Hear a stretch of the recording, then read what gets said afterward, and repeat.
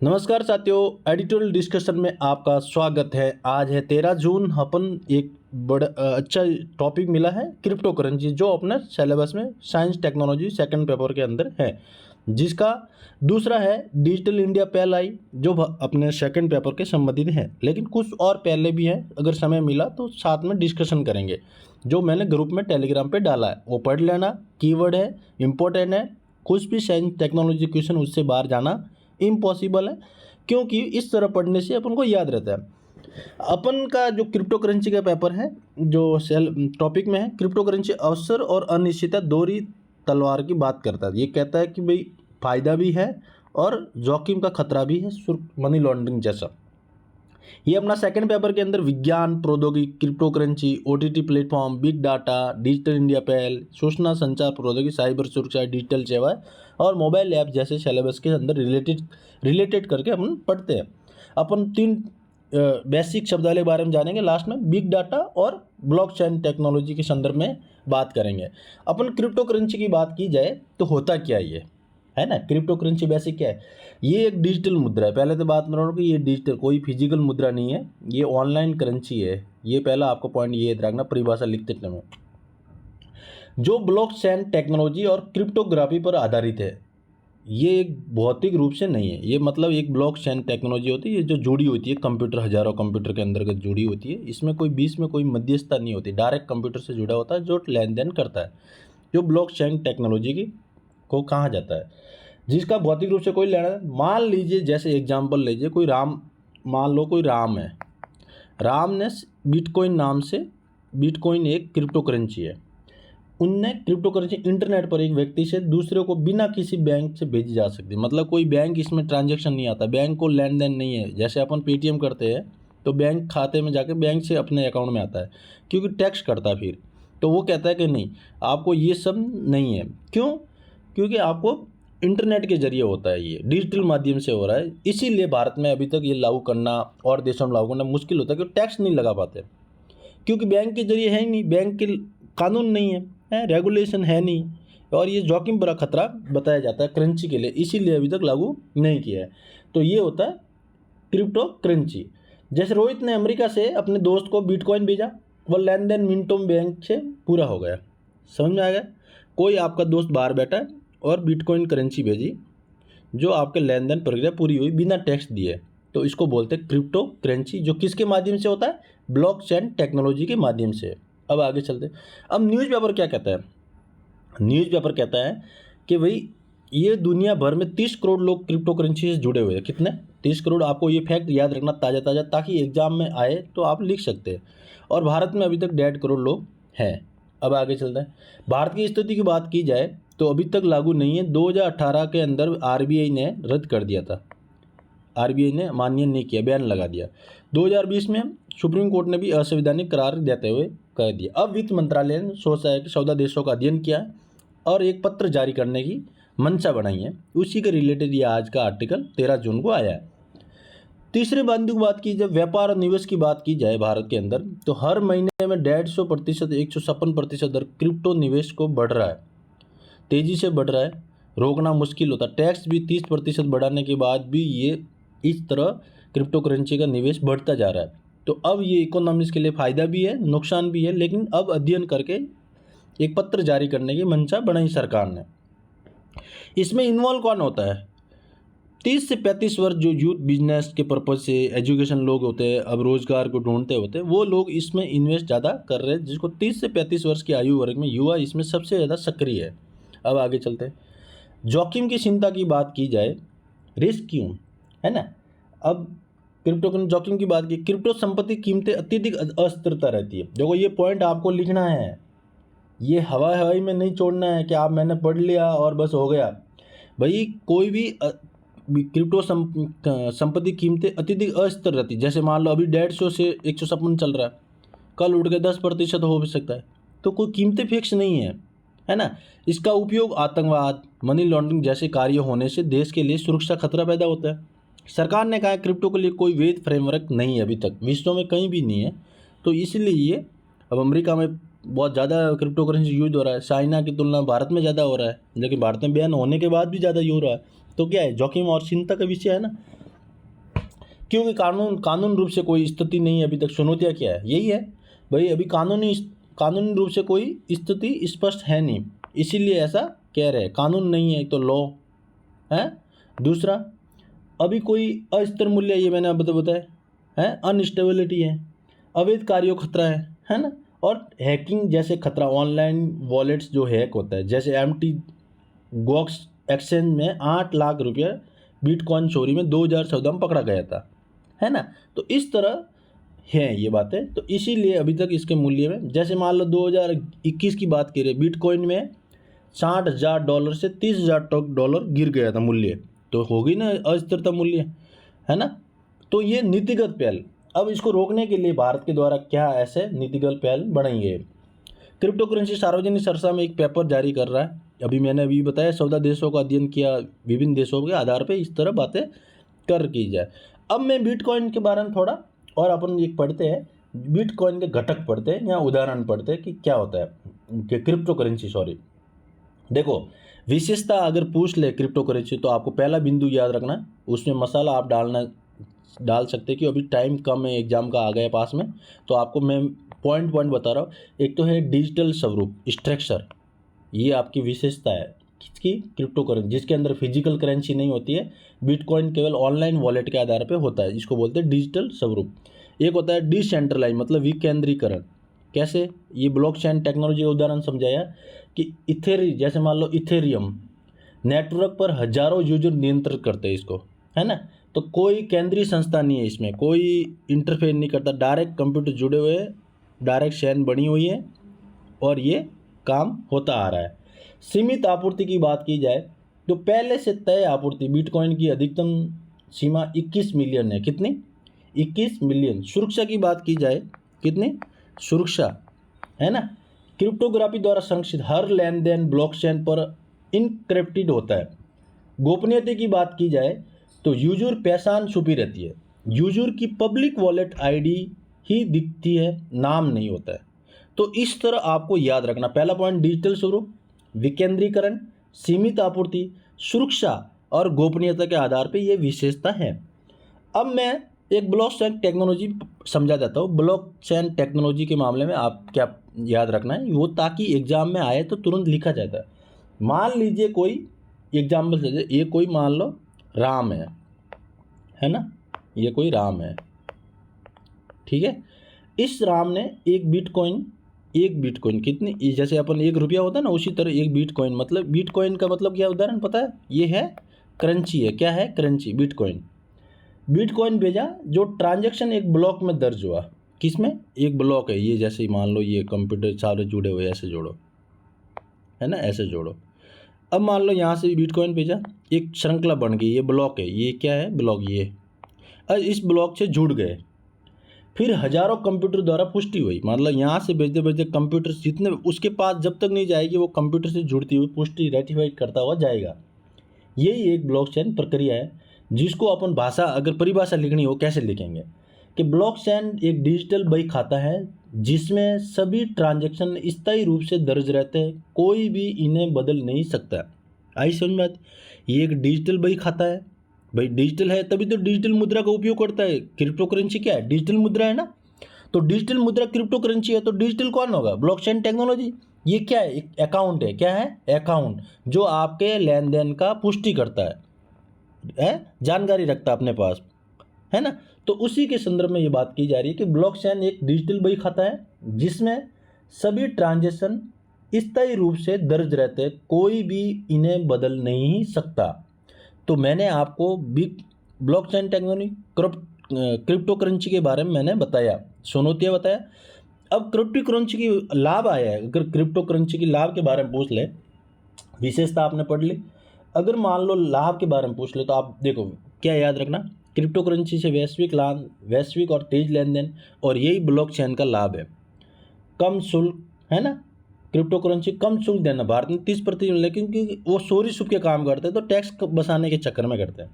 गोपनीयता और निवेश का विकल्प होता है, और यही एक ब्लॉकचेन टेक्नोलॉजी का लाभ है। अब दोनों का अलग अलग नहीं पढ़ सकते, दोनों का लाभ सेम ही है कि उसी के थ्रू काम हो रहा है। इसीलिए न्यूज़पेपर पढ़ने से ये फ़ायदा होता है कि एक टॉपिक से अपन बहुत सारे टॉपिक सिलेबस पाठ्यक्रम के कवर करते हैं।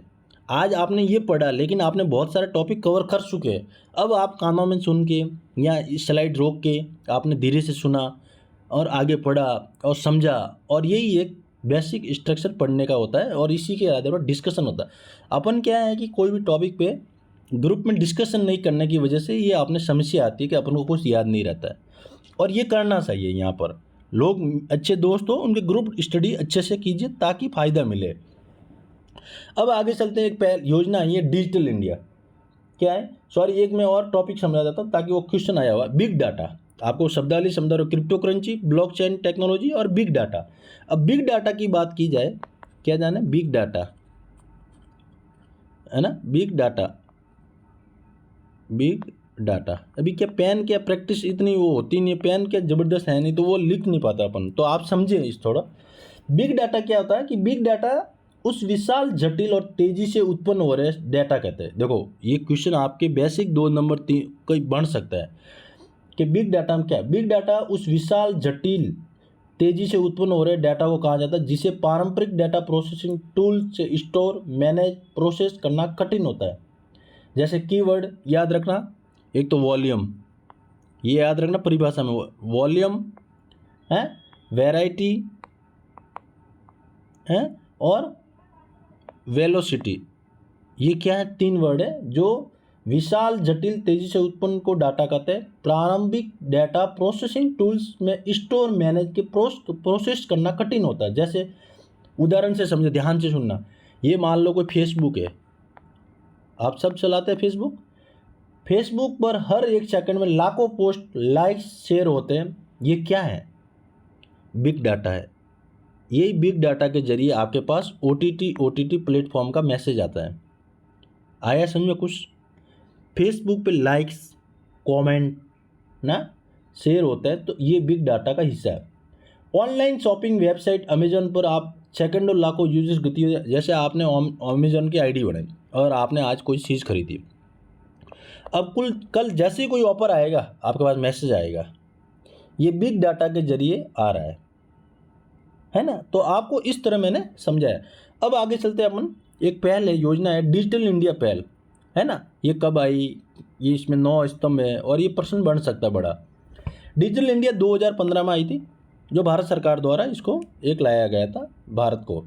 अब आगे चलते हैं। 9 स्तंभ है, ये याद रखना कितने, 9। पहला है ब्रॉडबैंड, जो हाईवे, देश के हर कोने में, ब्रॉडबैंड हाईवे मतलब नेटवर्क, हर देश के हर कोने में इंटरनेट पहुंचाया जाएगा।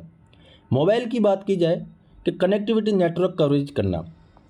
तीसरा public internet access programme, CSC मतलब समझ में आया, पब्लिक इंटरनेट एक्सेस प्रोग्राम। और पोस्ट ऑफिस से सेवा केंद्र की बात की जाए, जो अपन ई मित्र, CSC सेवा जैसे बैंकिंग सेक्टर की बात है हो रही है।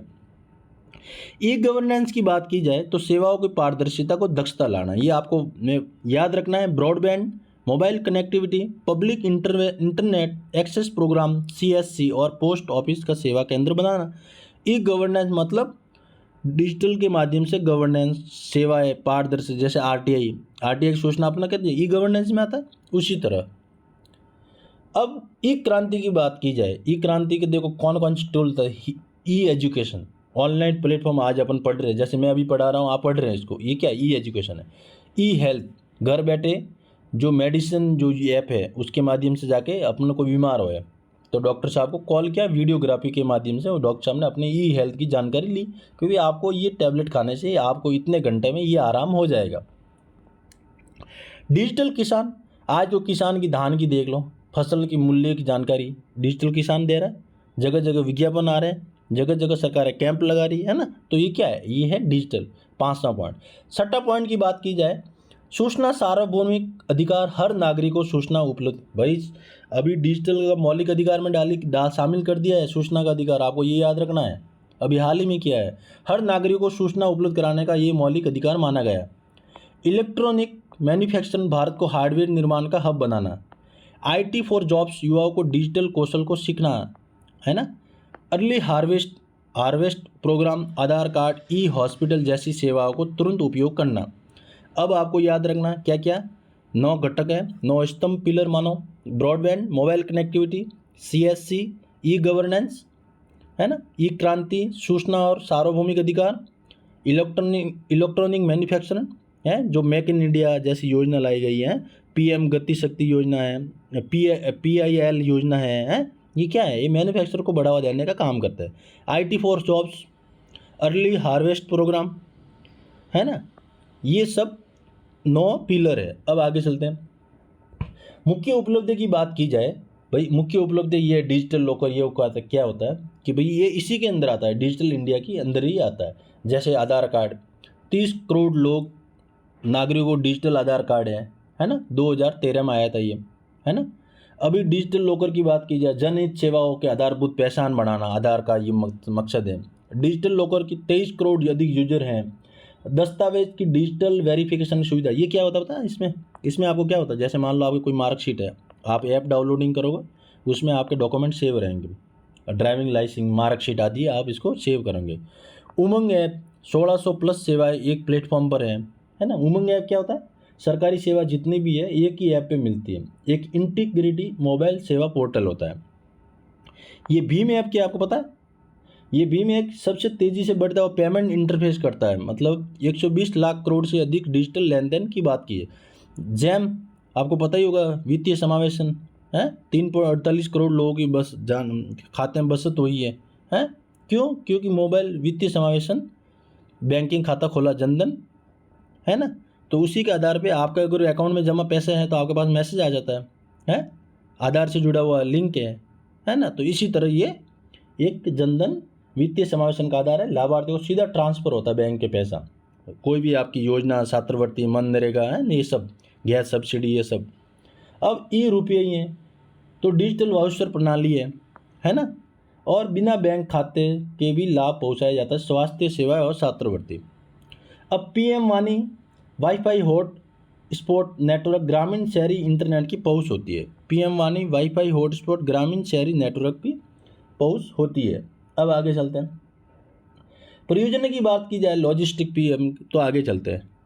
अब नवीन पहले की बात की जाए, कुछ पहले हैं जो अपन पढ़ते हैं ताकि एग्जाम में कोई प्रश्न आए तो आपका गलत नहीं हो। जैसे पहला अपन पढ़ते हैं, open network for digital commerce. इसका मकसद क्या है, देखो ये एक ओपन नेटवर्क है। क्या है, ओपन नेटवर्क है, मतलब प्लेटफॉर्म स्वतंत्र है, कोई भी आके। UPI में डिजिटल भुगतान सार्वभौमिक क्या है, जैसे ONDC, डिजिटल व्यापार को सार्वभौमिक बनाया गया। अब मुख्य उद्देश्य, मोनोपोली खत्म। ये क्या मतलब समझ में आया, नहीं आया वो मैं वापस समझा रहा हूँ। देखो ये एक ओपन नेटवर्क है, कोई भी आके बिजनेस कर सकता है, वापस अपन बाहर जा सकता है। इससे क्या होता है कि प्रतिस्पर्धा बनती है बिजनेस में, मोनोपोली ख़त्म होती है।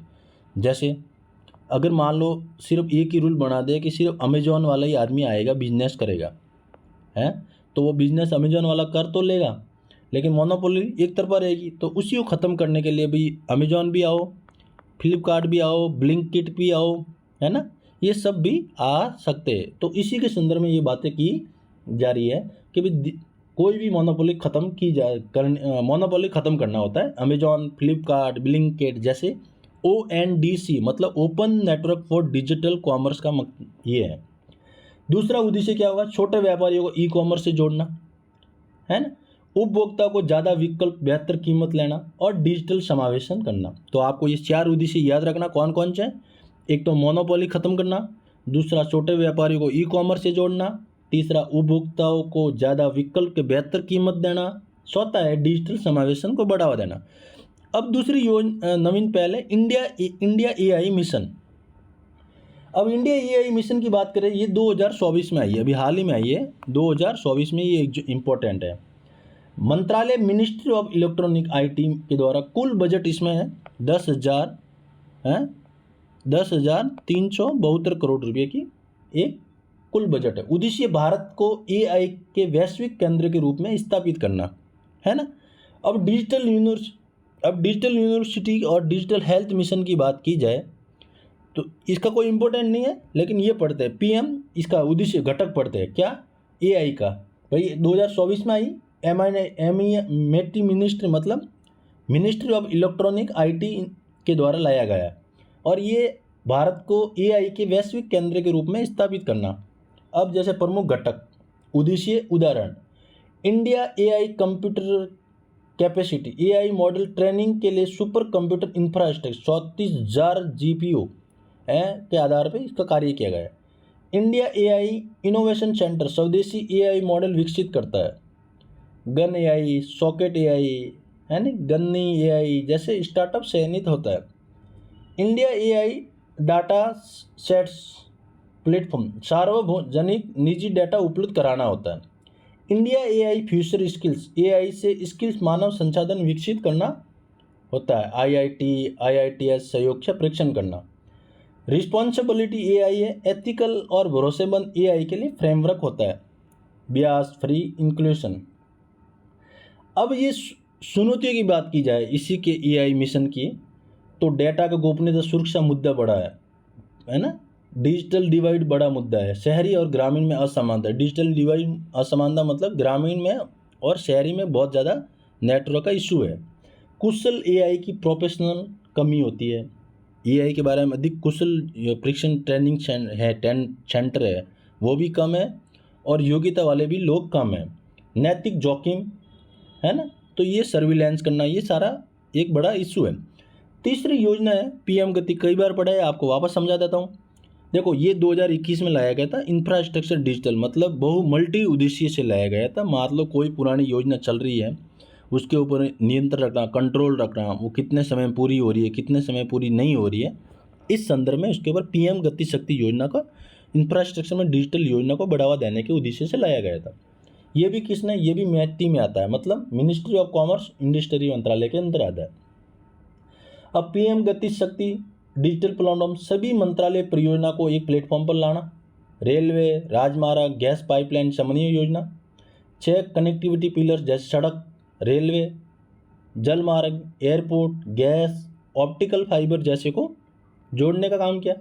पीएम गति शक्ति योजना जिसके अंदर लागत कम करना है। 16 मंत्रालयों को इंटीग्रेट 2025 में, अभी इसके अंदर 16 मंत्रालयों को द्वारा इंटीग्रेट किया, एकीकृत किया है ना। मोटे मोटा देखो लाभ यही है, उद्देश्य यही है कि भाई परियोजना में देरी में कमी करना, लॉजिस्टिक लागत में कटौती करना, 13% घटा के 8% तक लाना लक्ष्य रखा। ईज ऑफ डूइंग बिजनेस में सुधार करना, रोजगार का सृजन करना। जब भी कोई योजना पढ़ते हैं ना, मोस्टली उनका उद्देश्य यही होता है, कटौती करना, निवेश को बढ़ावा देना। तो आपको कुछ भी याद नहीं है ना, तो भी उसके रिलेटेड पॉइंट लिखे। जैसे आपने इंडिया एआई मिशन को देख लो, आप जितने भी टेक्नोलॉजी उसमें एआई का खतरा, डाटा का खतरा, चुनौतियाँ है, साइबर सिक्योरिटी खतरा है, ये सारे पॉइंट कॉमन है। कुछ भी नहीं आ रहा है, इस तरह पॉइंट लिखने से कॉपी भर जाएगी। खाली छोड़ना नहीं है क्वेश्चन, अपना उद्देश्य है कोई भी पर्सन खाली नहीं छोड़ना होता है। तो मैंने आपको इस तरह पूरा बेसिक से पढ़ाया हूँ, इस तरह आप याद रखिए, समझने की कोशिश कीजिए। मिलते हैं नेक्स्ट एडिटोरियल डिस्कशन के साथ।